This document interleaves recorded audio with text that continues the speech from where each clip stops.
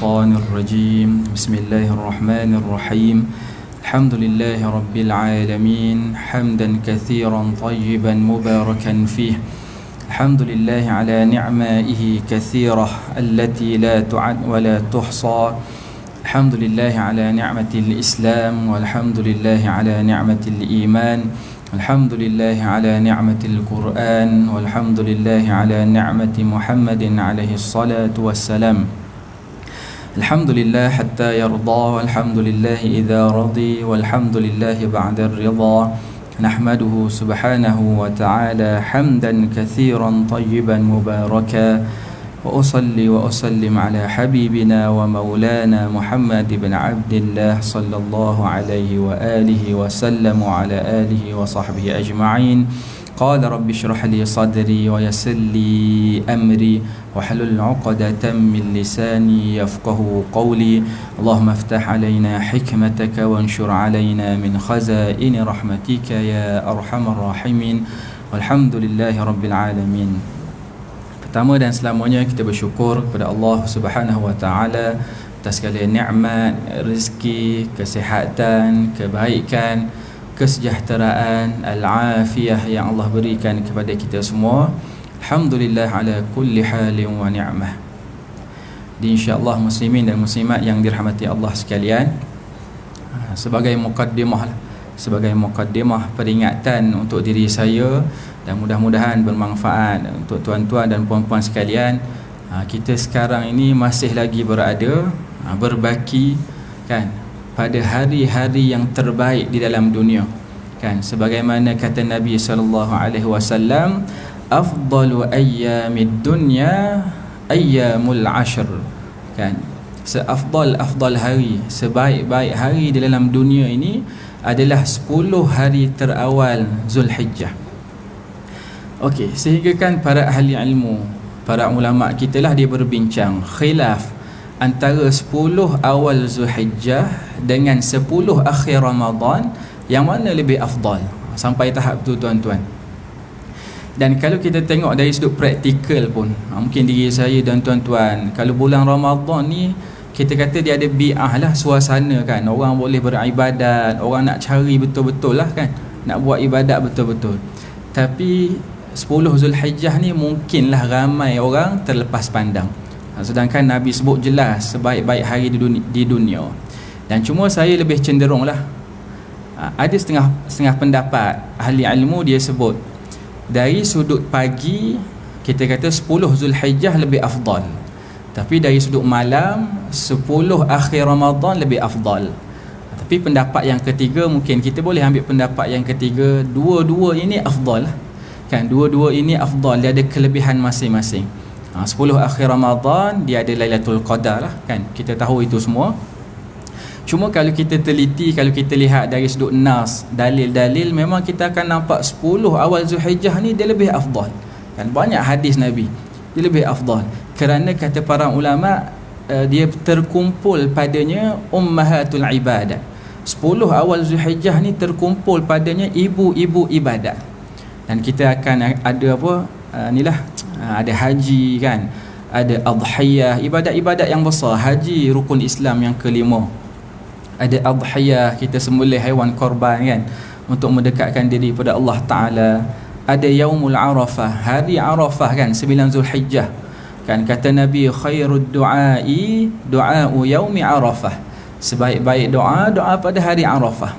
Doa di hari Arafah ni mustajab, la yurad, tidak akan ditolak. Dan pada 10 awal Zulhijjah ni terkumpulnya padanya ibu-ibu ibadat. Jadi mudah-mudahan tuan-tuan, peringatan untuk diri saya dan tuan-tuan, mudah-mudahan kita ambil beratlah tentang 10 awal Zulhijjah ni. Kalau kita lihat hadis Nabi SAW yang diriwayatkan oleh Abu Dawud, At-Tirmidzi dan sebagainya, ma min ayyamin al-amalu salihu fihin ahabbu ila Allah min hadhihi al-ayyam. Tak adalah hari bila mana dibuat amal salih. Jadi 10 Zulhijjah ni kita nak kena buat apa? Kata Nabi, tidak ada hari-hari yang mana amal salih di dalam hari itu lebih Allah cintai daripada 10 hari ini. Dan Allah bila dia cinta, maka ada besar ganjaran lah, maksudnya pahala lebih. Sebab tu kalau kita lihat secara umum ada hadis dalam riwayat Bukhari dan Muslim, seseorang berazam ataupun dia berniat nak buat kebaikan, fa'amilaha, lalu dia buat kebaikan itu, maka pahala yang dia akan dapat bermula dengan 10, boleh digandakan sampai 700 pahala. Dan kata Nabi, ila ad'afin kathirah, boleh jadi pahala tu sampai gandaan-gandaan yang banyak yang kita tak tahu bilangan. Itu secara umum. Tapi bila masuk awal Zulhijjah, 10 awal Zulhijjah ni, maka pahala itu akan digandakan lagi. Allah cintai. Cuma tuan-tuan, insya-Allah lah, mungkin peringatan untuk diri saya dan tuan-tuan, kalau kita lihat memang dari sudut praktikalnya begitulah. 10 akhir Ramadan orang boleh ramai-ramai datang ke masjid, qiyamul lail pun ramai, bukan 10 akhir Ramadan ni. Tapi kita kata boleh jadi jugalah sebab Ramadan ni kita kata ada bi'ah, suasana. Orang tak puasa pun tak berani bagi tahu kat orang lain kan, kalau tak puasa. Ataupun kita kata wasufidatis syayatin, bulan puasa ni syaitan ni dibelenggu kan. Berbeza dengan 10 awal Zulhijjah ni, satu cabaran lah, nak buat kebaikan tu satu cabaran. Cuma satulah kita kata tuan-tuan, mungkin sebagai mukaddimah ni, iaitu hadis, ada riwayat daripada Imam Ahmad dalam musnad dia. Selepas mana Nabi sebut tentang kelebihan 10 Zulhijjah ni, Nabi kata fa'akthiru fihinna minat tahlil wa takbir wa tahmid. Kita tahulah 10 awal Zulhijjah ni nak kena buat apa? Al-amalus salih, kena buat amal salih. Jadi amal salih ni banyaklah kan, sedekah, baca Quran, solat. Cuma dalam hadis riwayat Imam Ahmad tadi yang saya kongsi, Nabi ikatkan fa'akthiru fihinna, maka perbanyakkanlah daripada tahlil la ilaha illallah, takbir Allahu akbar, dan tahmid alhamdulillah alhamdulillah alhamdulillah.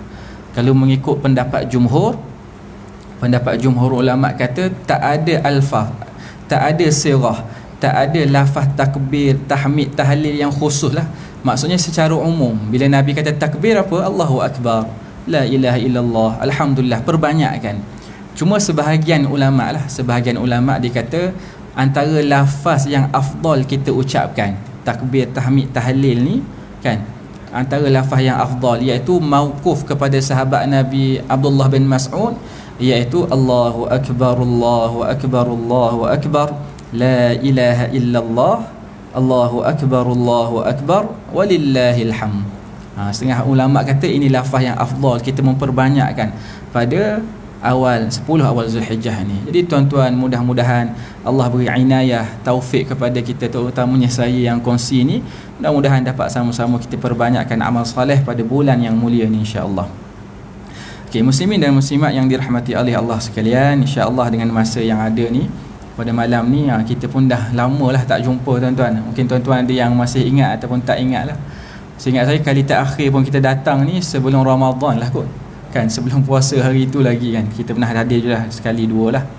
Cuma insya-Allah pada malam ni saya nak kongsi berkenaan satu hadis Nabi, insya-Allah. Hadis ni hadis yang ringkas, insya-Allah sebahagian tuan-tuan pun mungkin dah hafal. Kalau tak hafal pun mungkin ingat makna dia.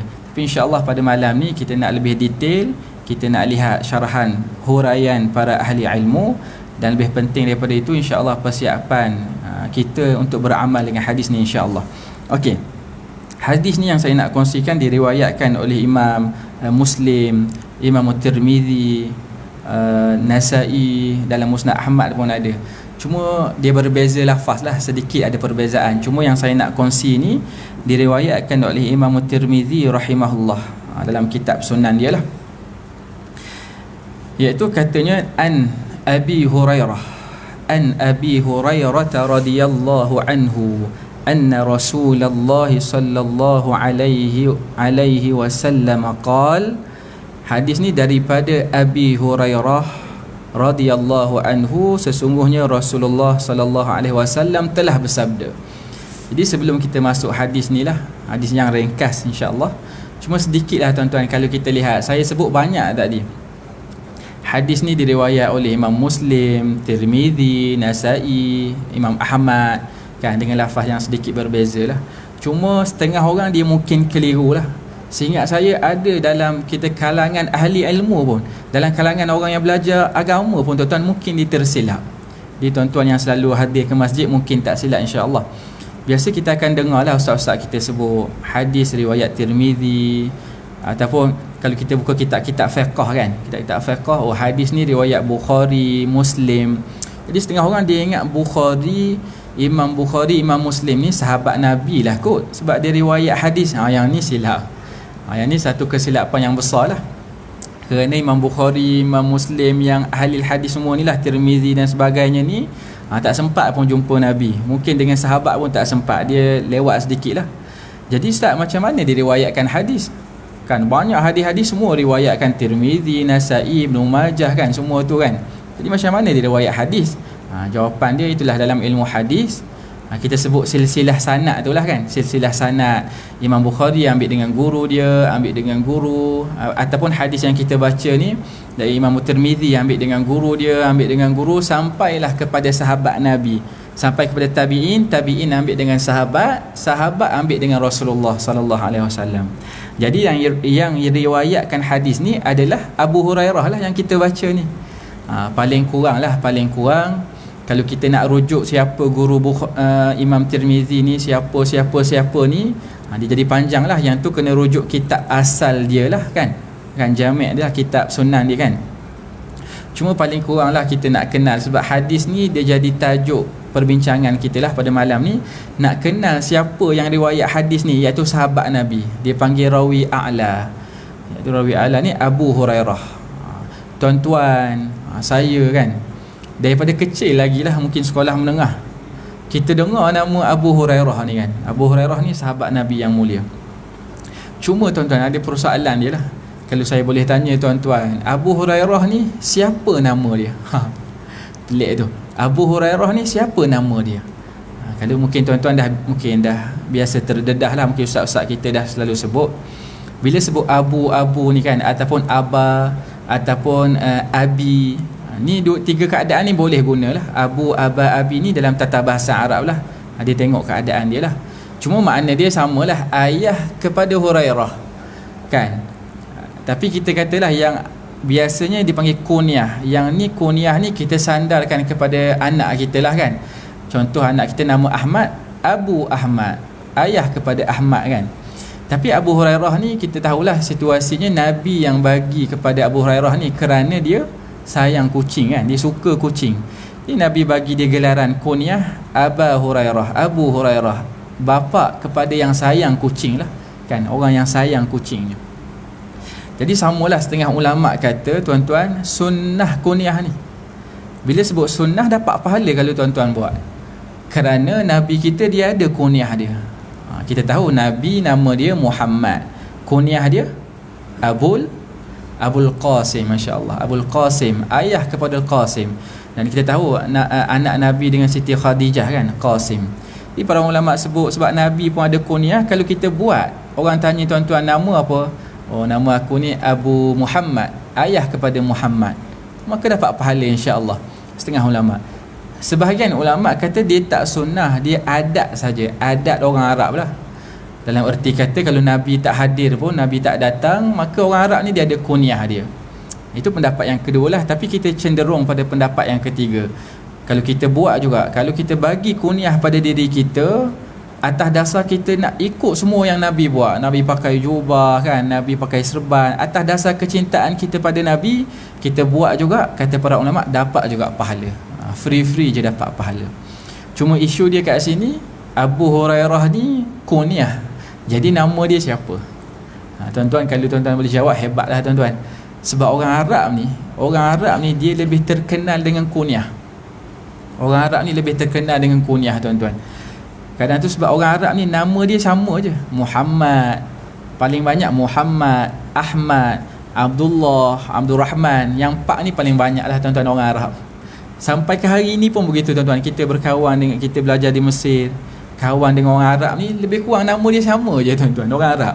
Dia berbeza dengan orang kita ni, makin maju ni macam-macam nama pelik-pelik, tak boleh nak sebut kita. Tapi orang Arab nama dia suka Abdullah, Abdul Rahman, kerana ada hadis Nabi kan sebut. Okey, tapi kadang tu yang membezakan dia orang ni apa? Kunyah. Tapi dalam ilmu hadis nama sama kan, guru Imam Bukhari sama-sama nama, yang membezakan apa? Kunyah. Kalau kunyah sama juga, tengok apa? Tengok lakab pula. Lakab orang Melayu ni ada lakab juga, tapi kebanyakan orang Melayu ni lakab dia tak cantik sangat lah. Ismail pendek kan, Ibrahim hitam, itu lakab lah tu, gelaran kan, nak bagi orang kenal, tapi macam tak cantik sangat lah. Tapi kalau lakab orang Arab ni, Masya Allah, Imam Nawawi lakab dia apa? Imam yang besar mazhab Syafi'i, lakab dia Muhyiddin, penghidup agama. Muhyiddin, penghidup agama. Bukan nama tu, Muhyiddin bukan nama, lakab Imam Nawawi. Imam Nawawi nama dia Yahya bin Sharaf, lakab dia Muhyiddin. Kunyah Imam Nawawi siapa tuan-tuan? Kunyah dia, tuan-tuan kalau ingat, hebatlah tuan-tuan, memang mazhab Syafi'i lah kalau tuan-tuan ingat. Okey, kunyah kepada sebab tu kita kata Imam Nawawi ni tuan-tuan, dia tak kahwin pun, dia mati muda kan, 45 meninggal, tak kahwin dia, dan tak sempat ada anak lah, tak kahwin pun, tapi dia ada kunyah dia juga, iaitu Abu Zakaria. Abu Zakaria, ayah kepada Zakaria, sedangkan dia tak ada anak. Jadi tuan-tuan, mudah-mudahan kalau kita buat atas dasar kecintaan, dapat pahala insya-Allah. Okey, isunya kat sini tak apalah saya panjangkan sikit sebab hadis ni ringkas insya-Allah. Okey, Abu Hurairah ni kunyah, nama dia Abdul Rahman bin Sakhr. Abdul Rahman bin Sakhrin. Paling kurang kita ingatlah nama dia pendek ni, Abdul Rahman bin Sakhrin, Sakhr.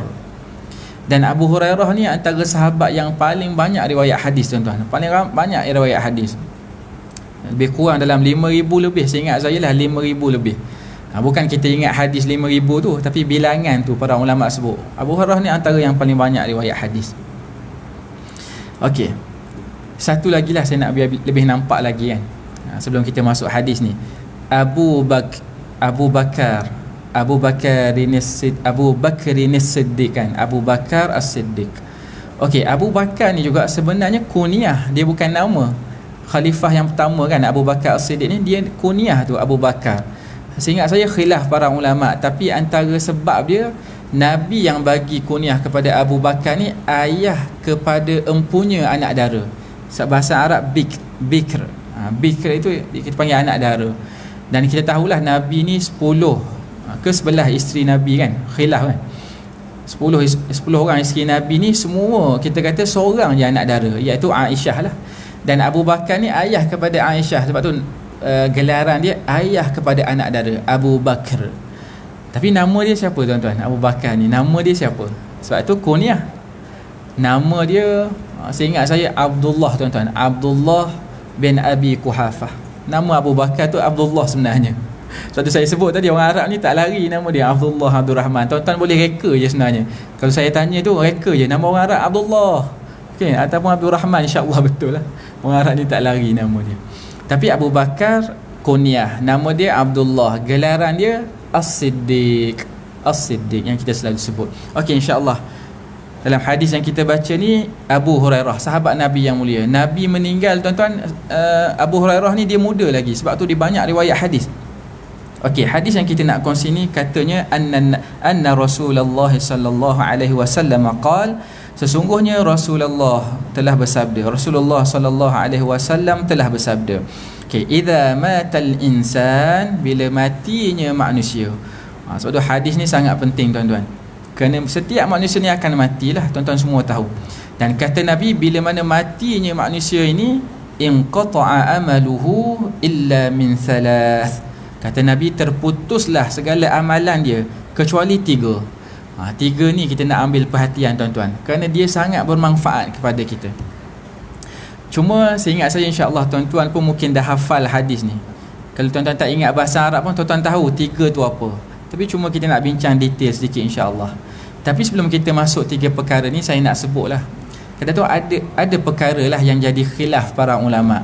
Yang kadang tu sebahagian daripada kita kan, kadang tu ustaz-ustaz lah kita kata duk bergaduh perkara yang khilaf ataupun perkara yang furu', yang kita kata masih kerangka ahli sunnah wal jamaah lah. Dari sudut isu bacaan Al-Quran sampai ke tak kepada si mati kan, yang ni dia bergaduh, tapi kita kata masih lagi kerangka ahli sunnah. Ada sebahagian kata tak sampai, sebahagian kata sampai bacaan Al-Quran ni.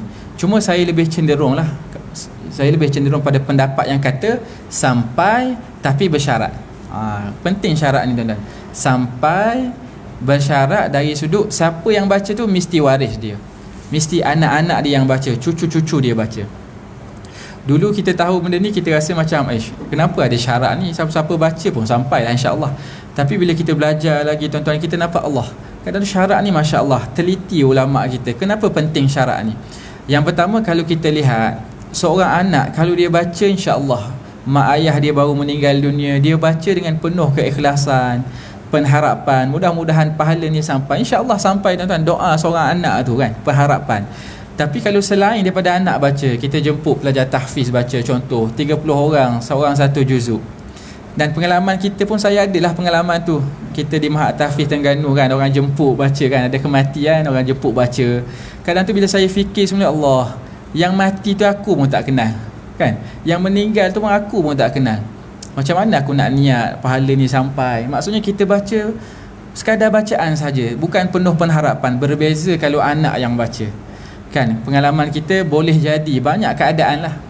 Mungkin kita baca pun tak ikhlas.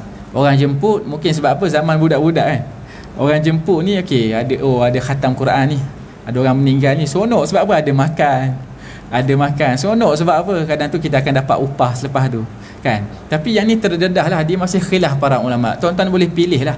Cuma kalau tanya saya cenderung sampai bacaan tu mesti syarat dia anak yang baca. Cuma pada malam ni, ini bukan fokus kita lah, bukan fokus kita. Kerana saya sebut khilaf, tuan-tuan letak nombor 2 dulu. Letak nombor 2. Nak buat boleh, tapi letak nombor 2. Kerana apa? Yang utama yang Nabi sebut ni, hadis yang kita kongsi ni hadis yang sahih. Bahkan kata Imam Nawawi tuan-tuan, seingat saya dia kata ijma'. Sehingga kan bila dia kata ijma' para ulama', tak ada seorang pun khilaf. 3 perkara ni sampai tuan-tuan. Isu bacaan tadi tu mungkin ada yang kata ada syarat, sampai tak sampai. Tapi kalau kita persiapkan diri kita 3 perkara ni, insya-Allah tak ada ulama' pun khilaf. Tak berani ulama' khilaf. Iaitu 3 perkara ni sampai kita meninggal pun, saham kita akan dapat saham kita insya-Allah. Iaitu yang pertama, kita nak masuk detail sedikit insya-Allah. Yang pertama, kata Nabi, sadaqatun jariyatun. Sedekah yang jariyah, sedekah yang berlari. Kalau kita lihat dalam syarah Sahih Muslim lah, Imam Nawawi tuan-tuan, Imam Nawawi hebat, dia banyak kitab dia. Antaranya dia syarah Sahih Muslim lah. Hadis ni ada dalam Sahih Muslim, dia syarah, dia kata sedekah yang jariyah ni dalam erti kata wakaf. Ataupun kita boleh beri makna tuan-tuan, kita dah meninggal dunia, selama mana orang boleh ambil manfaat lagi atas sedekah kita ni, maka akan dapat juga saham kita akan dapat saham kita. Dengan syarat orang masih lagi ambil manfaat. Itu dipanggil wakaf kan. Cuma yang pertama ni kita tak nak syarah panjang lah. Kerana saya pengalaman lah, saya lihat memang orang Selangor ni, saya orang Terengganu, tapi bila kita datang ke Selangor kan, kita lihat orang Selangor ni memang ke depan. Dari sudut sedekah ni, orang Selangor ke depan tuan-tuan. Kawan-kawan kita belajar ke Mesir kan, ke Jordan, bila buat kita minta dari sudut Kotepan kan, ada orang nak belajar ke Timur Tengah, kita tahu orang Selangor ni kalau minta cepat je tuan-tuan.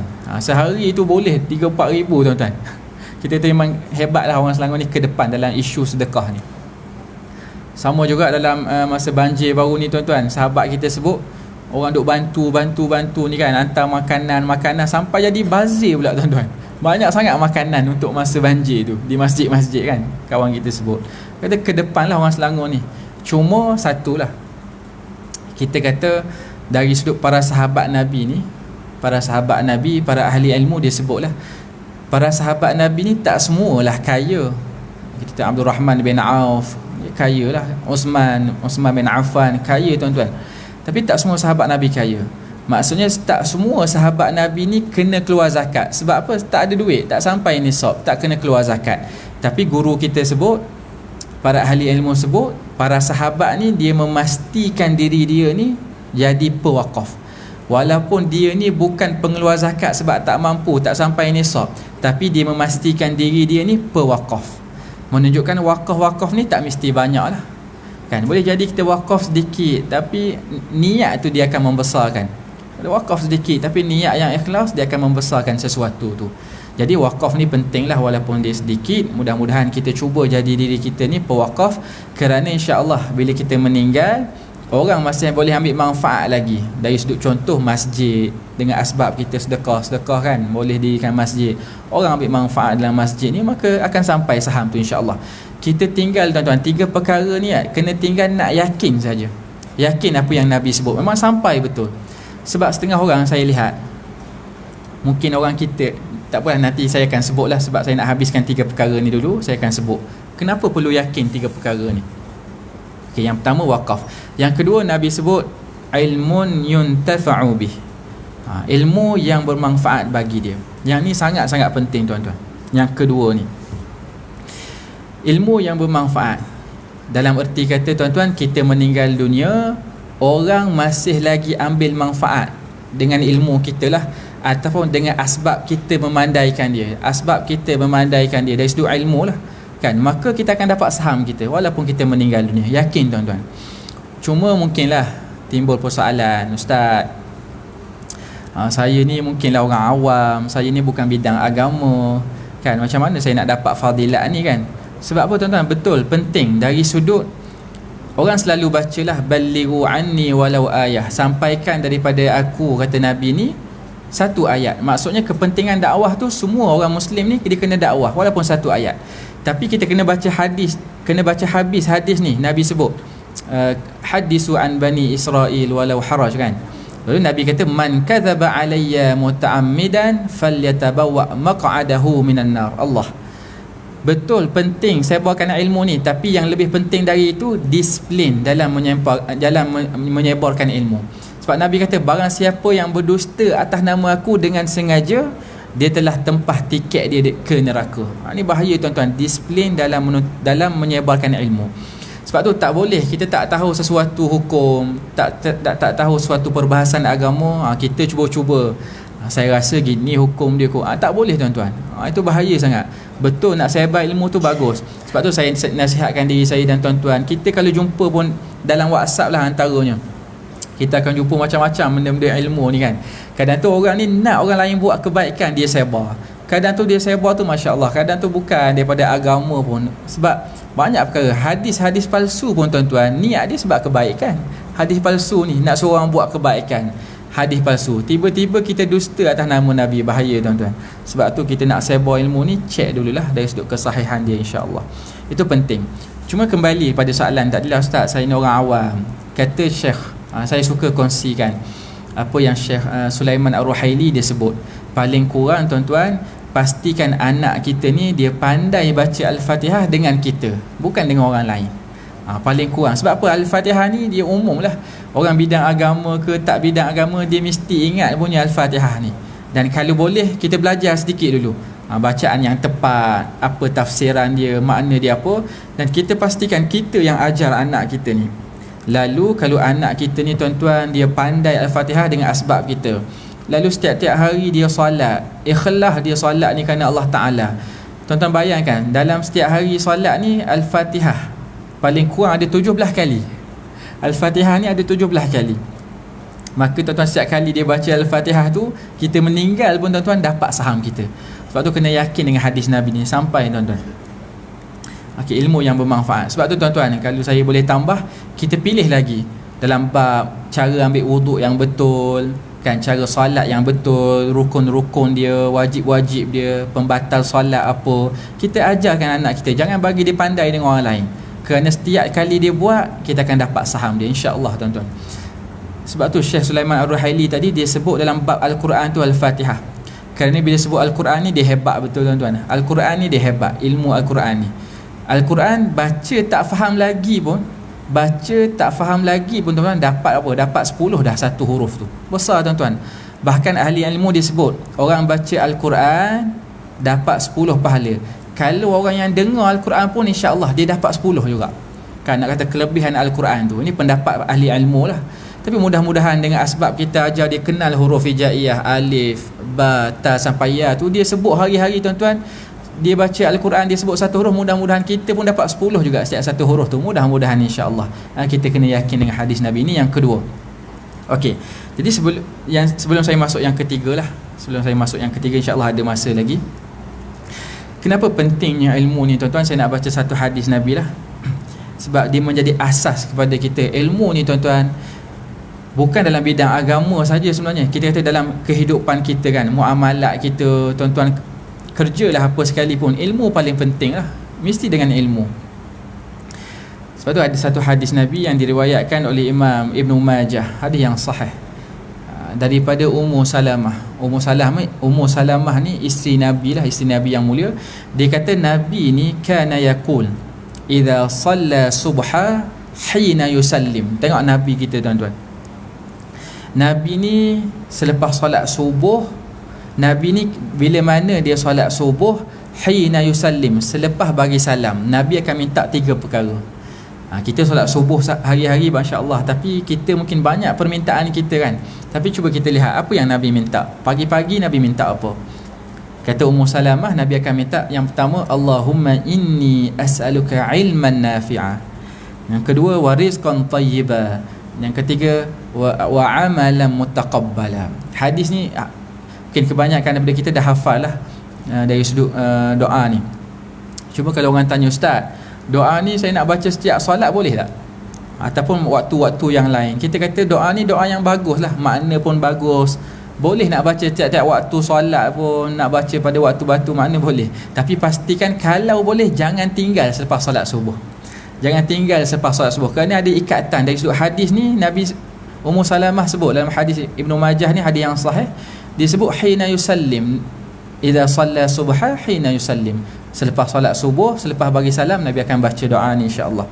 Jadi kata para ahli ilmu, antaranya Syekh Abdul Razak Al-Badar, kenapa Nabi minta 3 perkara ni kan?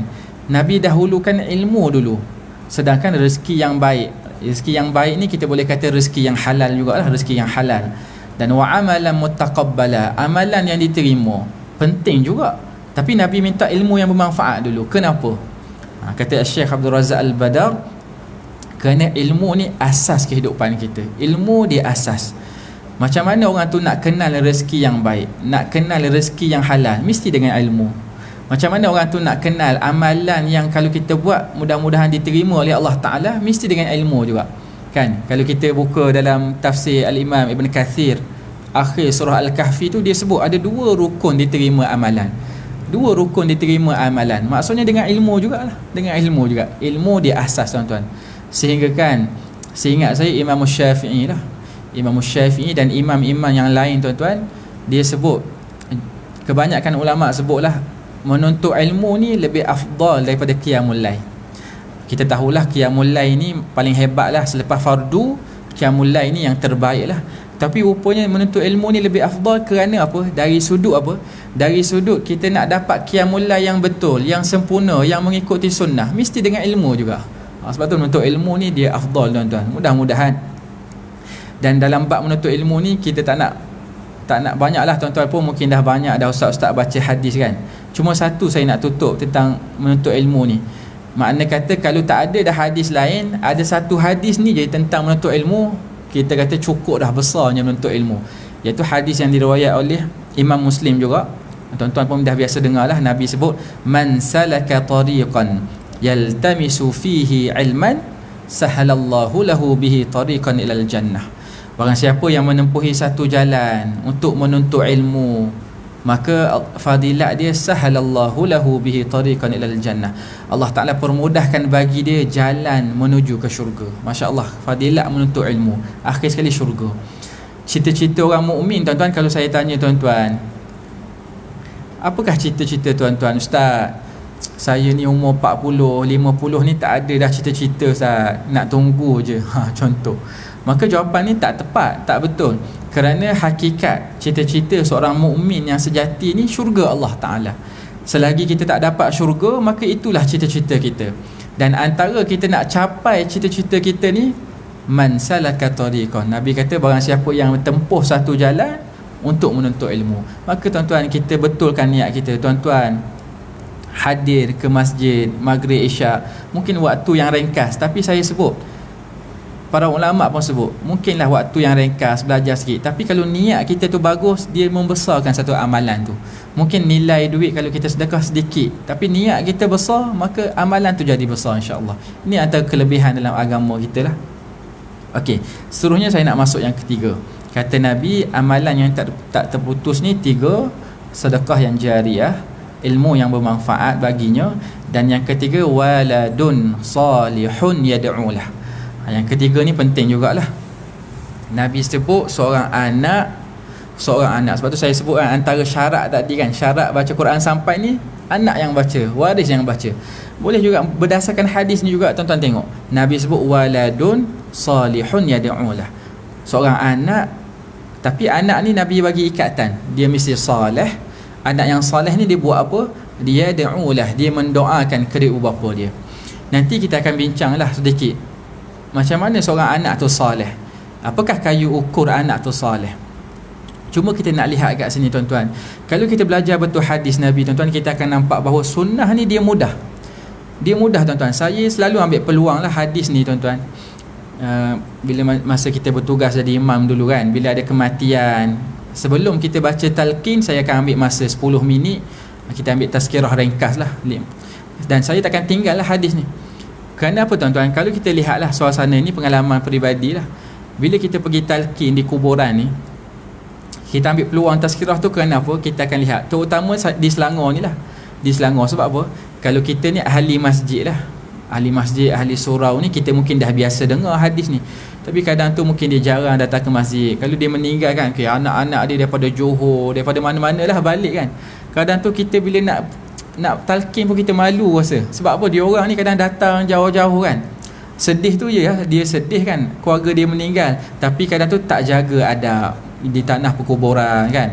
Pakaian pun tak tutup aurat, boleh hisap rokok dan sebagainya. Kita sedih tuan-tuan. Sebab tu bila kita ambil peluang baca hadis ni, diorang ni macam kali pertama dengar. Allah, oh rupanya ada lagi cara nak berbakti kepada mak ayah ni. Sebab sedih ni, sedih mak ayah meninggal, rupanya ada lagi cara nak berbakti, iaitu hadis Nabi ni sangat mudah. Alhamdulillah Nabi tak, Alhamdulillah lah kita kata Nabi tak bagi perkara yang susah-susah kita nak berbakti. Cukup Nabi kata anak itu soleh, dia doa. Nabi bagi yang mudah. Kalau kita lihat praktikal hari ni kan. Dan saya ni mungkin dari sudut peribadi saya jugalah, kita lihat masyarakat Melayu ni kadang tu dia seolah-olah kita ni terpengaruh dengan pandangan orang. Sebenarnya kalau kita belajar hadis ni mudah aja. Anak ni kalau soleh sampai. Tapi hari ni pandangan masyarakat tu, cuba tuan-tuan, ada kematian, lepas tu keluarga si mati tu tak buat majlis 3 hari, 7 hari contoh. Orang luar ni dia akan sebutlah, tengok anak ni teruk betul lah, kaya-kaya dah tak buat majlis kat ibu. Nampak tak? Orang ni dia lebih nampak majlis untuk menenangkan hati dia. Bahkan mungkinlah kita sebagai anak kan, kalau mak ayah meninggal, kita jemput anak-anak tahfiz baca, kita rasa macam lega dah, lepas dah tanggungjawab. Sebenarnya tak tuan-tuan. Orang dia nampak bila majlis ni, dia jadi macam oh lega dah, mungkin selesai dah tugas aku. Tapi tak, Nabi bagi yang lebih senang lagi. Seorang anak, dia doa tuan-tuan, setiap solat dia doa. Allah, mudah sangat doa ni. Tak perlu ambil wuduk pun boleh. Tadi kita nak baca Al-Quran, nak pegang Al-Quran, mazhab Syafi'i kita kena ambil wuduk dulu, payah tuan-tuan. Sebab tu saya sendirilah pengalaman. Ayah saya meninggal lah dalam 3 tahun lepas, rahimahullah, mudah-mudahan Allah rahmat dia. Cuma kadang tu kita bila balik kampung ataupun kita call mak kita kan, mak kita peringat lah, baca tak ke ayah ni, ingat tak ke ayah kan.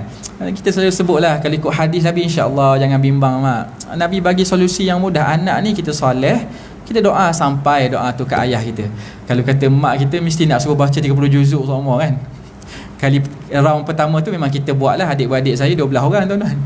12 orang ni bila bagi 30 juzuk tu, taklah banyak sangat, 2 juzuk seorang. Kita buat lah, round pertama buat. Dan saya pun secara peribadi, kita baca 30 juzuk seorang lah. Maksud kita seorang, kita baca 30 juzuk, tapi bersambung-bersambung lah. Mungkin makan masa sebulan baru habis, 2 bulan baru habis, kita niat. Dan saya pun harap-harap mudah-mudahan Allah terima amal ni sampai pahala ke ayah kita. Cuma sebenarnya, sebab tu pengalaman dia payah juga tuan-tuan, nak baca Quran. Dia kena ambil wuduk dulu, dia ada suasana dia. Tapi kalau doa tuan-tuan, duduk dalam kereta pun boleh kan, tak ambil wuduk boleh doa tuan-tuan. Sebab tu Masya Allah, kita ikut sunnah ni, Nabi akan bagi yang simple banyak. Agama ni mudah. Okey, cuma saya nak syarah yang ketiga ni, insya Allah penting tuan-tuan. Doa apa yang perlu kita doa kepada mak ayah kita? Itu persoalan ni. Itu tak ada doa lain lah. Doa yang baik ni baguslah, semua untuk mak ayah kita ni baguslah tuan-tuan. Tapi yang paling penting kena doa pada mak ayah ni tuan-tuan adalah doa keampunan kepada dia. Dia hidup lagi ke, ataupun kalau dia telah mati, lebih utamalah kita doa pengampunan. Dalam hadis Nabi riwayat Imam Ibnu Majah, hadis yang sahih, inna rajula, kata Nabi, inna rajula la turfa'u darajatuhu fil jannah. Ada seseorang diangkat darjat dia di syurga ni. Duduk dalam syurga dah, dia angkat darjat dia. Kan kita tahu syurga ni ada darjat dia. Lalu dia tanya, anna hadha, macam mana ni terjadi? Fayuqalu lahu, maka dikatakan kepada dia, bi istighfari waladika laka. Sebab apa kamu diangkat darjat ni? Ini disebabkan istighfar anak kamu kepada kamu. Ini disebabkan permohonan ampun. Ini disebabkan anak kamu mohon ampun kepada kamu. Maka diangkat darjat. Jadi berdasarkan hadis ni tuan-tuan, ulama tak khilaf tuan-tuan. Duduk di syurga dia angkat darjat. Maksudnya doa kita ni sampai. Doa kita sampai. Cuma mesti jadi anak yang soleh lah. Ikatan dia anak yang soleh. Kita akan bincang nanti insya-Allah maksud anak yang soleh ni. Saya nak habiskan dari sudut doa ni. Okey, doa yang terbaik adalah doa mohon ampun. Okey, tuan-tuan ahli masjid, ahli surau, mungkin tuan-tuan dah hafal lah. Mungkin doa yang panjang-panjang, Allahumma ighfir lana dhunubana wa liwalidina warhamhum kama rabbawna shighara. Ya Allah, ya Tuhan kami, ampunilah kami, ampunilah kedua ibu bapa kami, rahmatilah mereka sebagaimana dia rahmati kami semasa kami kecil. Wali walidina, wali walidaina pun boleh juga, betul juga. Tapi kata ahli ilmu, kalau baca Allah maghfir lana dzunubana wali walidaina, betul. Tapi ampunkanlah kami dan kedua ibu bapa kami. Tapi kalau kita baris bawah, wali walidina, ampunkanlah kami, kedua ibu bapa kami, nenek-nenek moyang kami ke atas. Maksudnya kita tak kedekut lah dalam doa tu. Nampak tu bahasa Arab ni unik lah. Kan dia berubah baris pun dia kadang tu dia berbeza. Kalau berubah huruf lagilah dia akan berubah makna. Okey, itu kalau untuk orang ahli masjid dia mungkin ingatlah doa ni. Ataupun ustaz saya tak boleh bahasa Arab, tak apalah doa bahasa Melayu, minta Allah ampun ke kedua bapa kita pun insya-Allah Allah terima. Cuma ada satu doa yang para ulama sebut ringkas tuan-tuan, paling kurang lah kita hafal yang ni. Rabbighfirli wa liwalidayya, ya Allah ampunilah aku dan kedua ibu bapa aku. Pendek je, Rabbighfirli wa liwalidayya, ataupun Allahumma ighfirli wa liwalidayya, ya Allah ampunilah aku dan kedua ibu bapa aku. Kalau boleh panjang lagi itu cerita lain lah, terbaik lah. Cuma kalau kita sebut ringkas ni pun tuan-tuan, kata ahli ilmu, kalimat yang ringkas ni, doa yang ringkas ni terkumpul padanya 3 ibadat. Masya Allah, ringkas dia terkumpul pada dia 3 ibadat. Yang pertama iaitu ibadat doa. Bila kita sebut Rabbighfirli wa liwalidayya, ada ibadat doa, maka dapat pahala kita doa tu. Yang kedua, dia ada birrul walidain, dia ada kita buat baik pada mak ayah kita. Bila kita sebut Rabbighfirli wa liwalidayya ni, kita sedang buat baik pada mak ayah kita. Dan Al-Quran kan dia tuntut kan, wabil walidaini ihsana, buat baik kepada kedua ibu bapa. Mungkin setengah orang nampak buat baik ni masuk duit bulan-bulan kan. Tapi sebenarnya kita doa keampunan pun sebenarnya kita dah buat baik pada mak ayah kita insya-Allah. Itu yang kedua. Ibadat yang ketiga ada dalam doa ni adalah istighfar. Ighfirli, Allahumma ighfirli, ighfirli kan, Rabbighfirli kan, rafagha tu kan, dia ada istighfar. Maksudnya istighfar ni satu ibadat yang besar lah dalam agama kita. Istighfar ni maksudnya kita mohon ampun pada Allah Ta'ala. Tapi untuk mak ayah kita, Rabbighfirli wa liwalidayya, ampunilah aku dan kedua ibu bapa aku. Mudah-mudahan tuan-tuan kita perbanyakkan doa ni tuan-tuan. Dan mudah-mudahan kalau kita anak yang soleh, Allah terima kita. Cuma insya-Allah sebagai penutup lah, mungkin kita beri laluan azan dulu. Selepas azan kita bincang secara ringkas apa kayu ukur anak yang soleh. Kita kalau boleh kita nak anak kita ni anak yang soleh, tapi sebenarnya kita dulu kena jadi soleh. Sebab apa? Kita ada mak ayah. Macam mana anak yang soleh tu? Mudah-mudahan kita berkongsi nanti selepas azan Isya.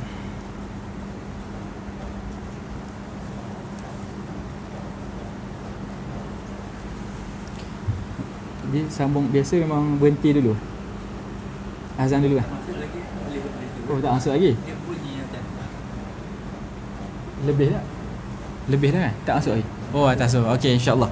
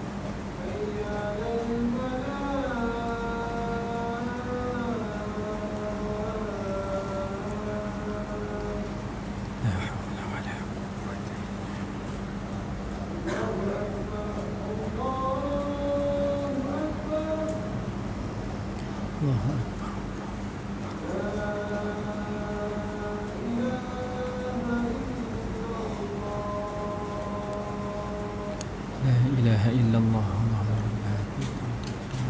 الصلاة القائم آت محمدا الوسيلة والفضيلة وابعث المقام محمودا الذي وعدته إنك لا تخلف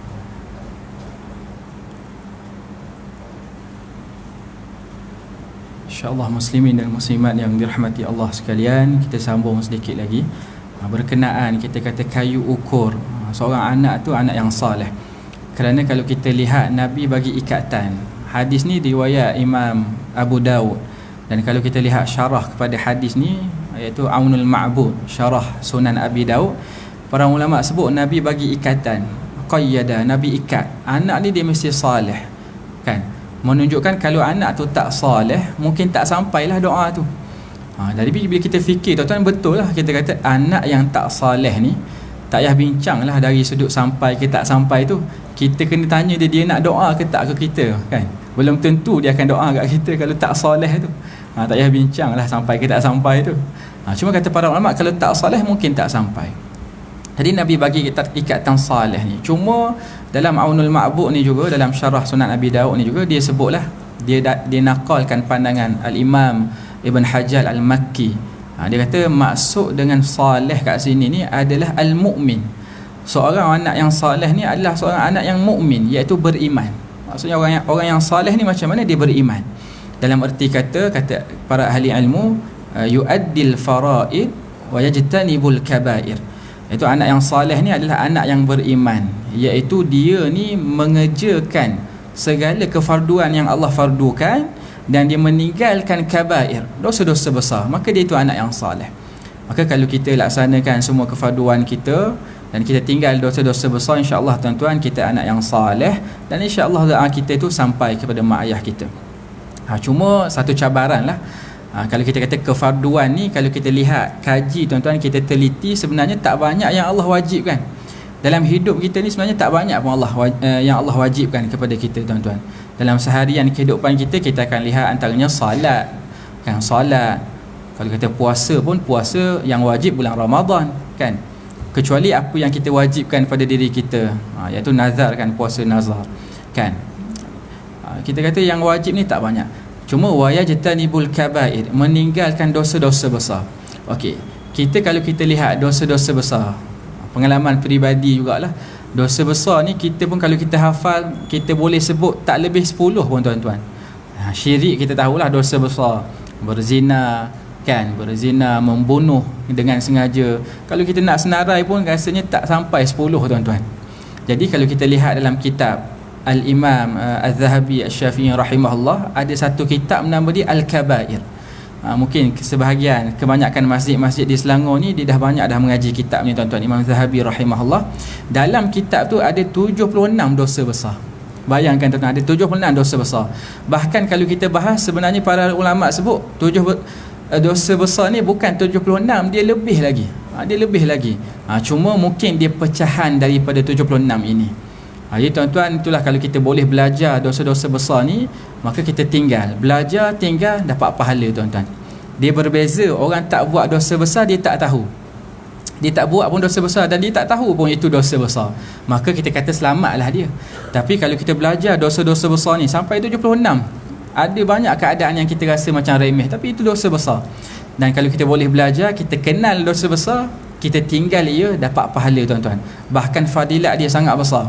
Kan, dalam surah An-Nisa kan Allah sebut, in tajtanibul kabair ma tunhauna anhu, maka fadilat dia apa? Nukaffir ankum sayiatikum wa nudkhilkum mudkhalan karima.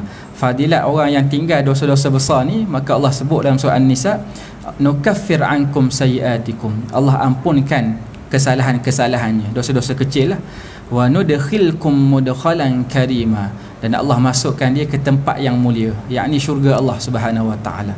Dia penting untuk kita kenal dosa besar dan tinggal, insya-Allah. Mudah-mudahan tuan-tuan, setakat inilah perkongsian saya pada malam ni sebagai penutup. Tak ditutup dah. Sekali lagi tuan-tuan, sebagai penutup. Kalau orang tanya antara 3 yang Nabi tinggal ni kan tuan-tuan, 3 yang Nabi sebut ni lah yang takkan terputus amalan ni: sedekah jariah, ilmu yang bermanfaat baginya, anak yang soleh yang mendoakan. Kalau kita tanya yang mana lebih penting, 3 ni penting semua tuan-tuan, tapi yang mana lebih utama kita kena buat ni, persiapan ni? Jawapan dia, kata para ahli ilmu, iaitu yang kedua ni, ilmu yang bermanfaat. Kerana apa tuan-tuan? Kerana apa? Kita lihat 3 perkara ni penting, Nabi sebut tak terputus. Betul, dia tak terputus kalau kita buat sampai.